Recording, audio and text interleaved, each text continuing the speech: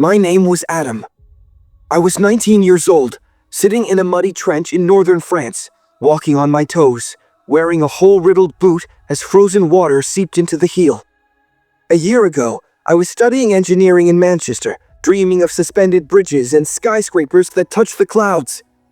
Now, my only dream is to find a dry corner to sleep in, without the rats inhabiting the pockets of my coat. The alarm sounded like a thunderclap. The whistle of the first shells was still distant, but it was getting closer. I recognized its tone during my first week on the front. The sharp whistle means it's coming towards us. The faint whistle means it has passed us. This time, the sharp one dominated. Lieutenant Richard shouted, "Get ready!" I threw my damp cigarette into the mud.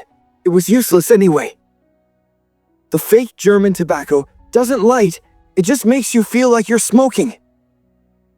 The first shell exploded 50 meters away. An orange flash followed, washing the face of the night, then a deafening roar that woke a shiver in my chest, unrelated to the cold. The faces of the men around me changed. Tom, 47 years old, and a bus driver from Liverpool, suddenly turned into a statue of plaster. Jack, 17 years old, was crying silently. No one talks about fear, but fear doesn't need words.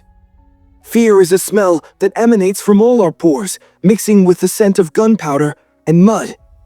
An hour passed. The guns stopped. We went out to check the front trenches. Henry's body was lying on the barbed wire, hanging like a torn doll. Just yesterday, he had been talking to me about a cafe in London that he dreamed of opening after the war. He said he would name it Peace. Now his mouth was filled with mud, and his eyes were wide open, staring at the sky that would never give him an answer. The corridors between the trenches were a maze of sandbags and mud.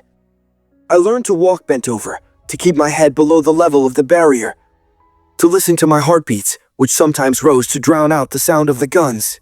At night, we shared rough woolen blankets that reeked of sweat and coagulated blood. No one bathes.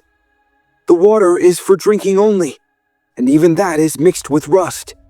Food arrives late every day. Cans of rotten pork and biscuits as hard as stone. We dipped them in hot tea until they softened. Tom kept a piece of chocolate in his pocket for 3 weeks, taking it out every evening to look at it before putting it back.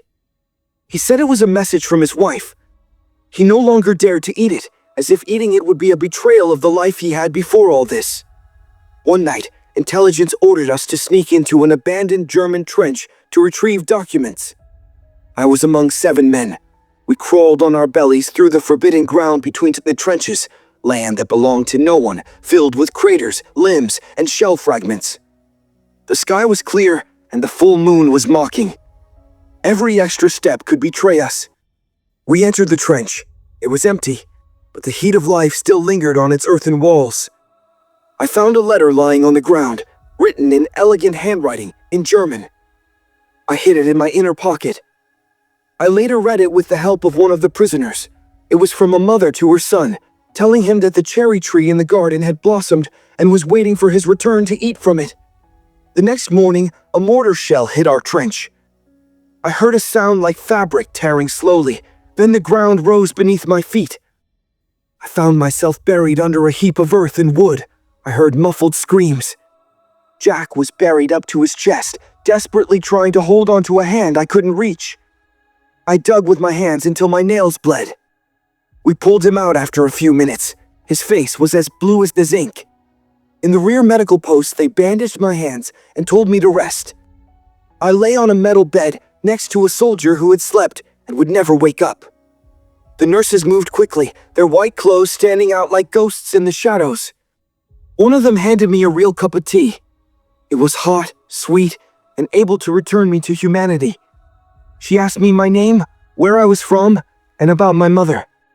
I hadn't spoken of my mother since arriving at the front. She said she would write a letter for me in place of my injured hand.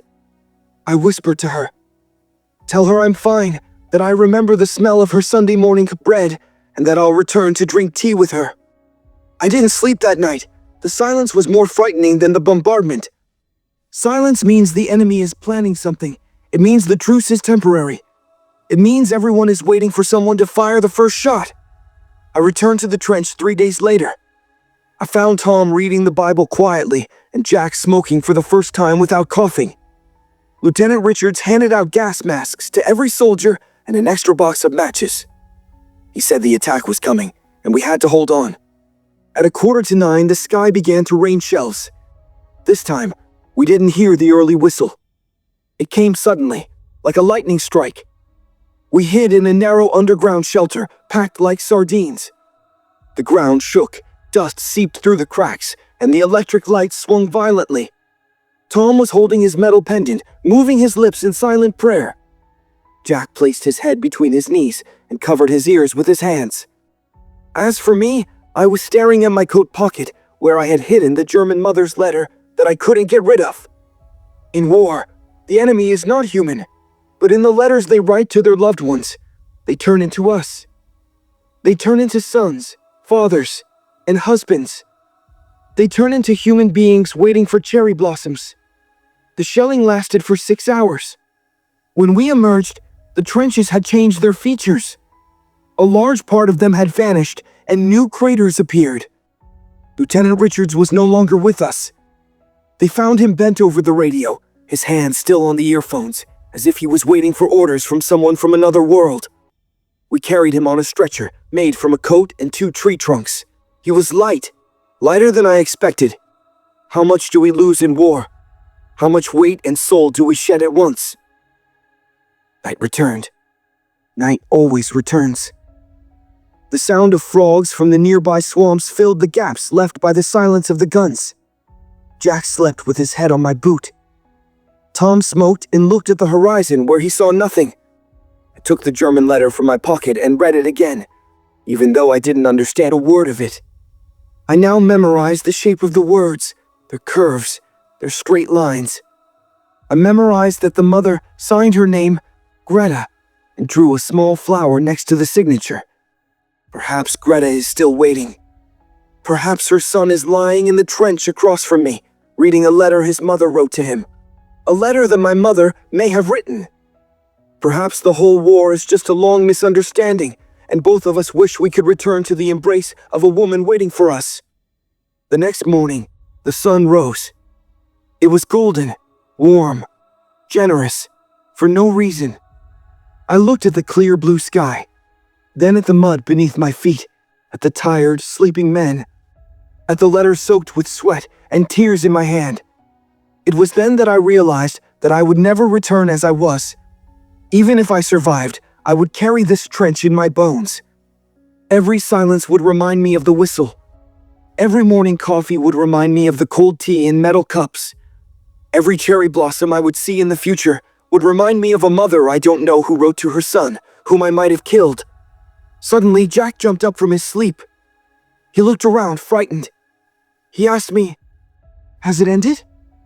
I told him, "Not yet. But it will end one day." He was silent for a moment, then said in a child's voice, "Do you think my mother misses me?"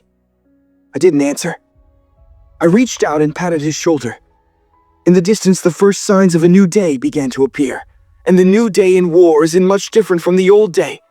Only the names change, the bodies are replaced, and the trenches are dug anew.